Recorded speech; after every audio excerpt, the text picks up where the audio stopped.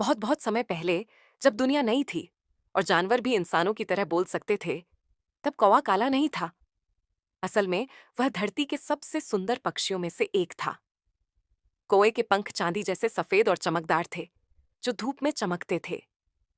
उसकी आवाज मधुर थी और वह अन्य पक्षियों से भी ऊंचा उड़ सकता था।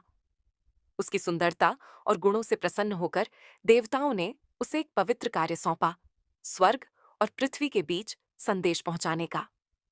हर दिन कौवा आकाश में उड़कर देवताओं की बातें सुनता और उन्हें ईमानदारी से मनुष्यों तक पहुंचाता। घमंड का उदय समय बीतने के साथ साथ कौवे के मन में घमंड आ गया। लोग उसकी प्रशंसा करते थे, दूसरे पक्षी उसके सामने झुकते थे। कौवा ये मानने लगा कि उसकी सुंदरता और शक्ति उसे सभी से श्रेष्ठ बनाती है, यहां तक कि देवताओं से भी। एक दिन देवताओं का संदेश पहुंचाने के बजाय उसने अपने स्वार्थ के अनुसार शब्द बदल दिए। उसने मनुष्यों से कहा, देवताओं ने मुझे सभी पक्षियों का राजा चुना है। ये झूठ तेजी से फैल गया। कौवा सम्मान, चढ़ावे और प्रशंसा का आनंद लेने लगा, लेकिन देवता सब कुछ देख रहे थे।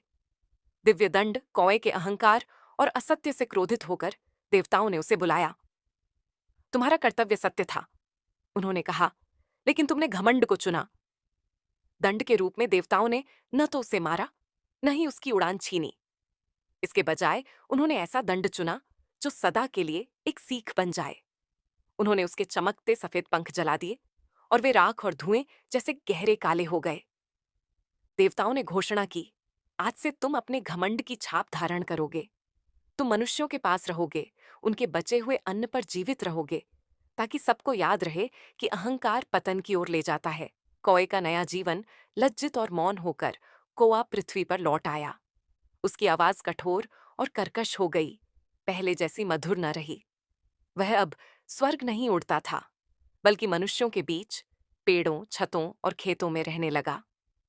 फिर भी देवताओं ने दया दिखाई। उन्होंने कौवे को तीव्र बुद्धि दी और जीवन तथा मृत्यु के बीच संदेशवाहक का स्थान दिया।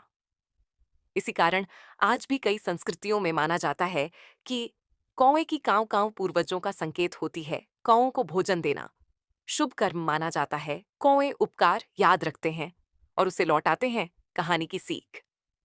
कहानी एक गहरी सीख के साथ समाप्त होती है। विनम्रता के बिना सुंदरता विनाश लाती है।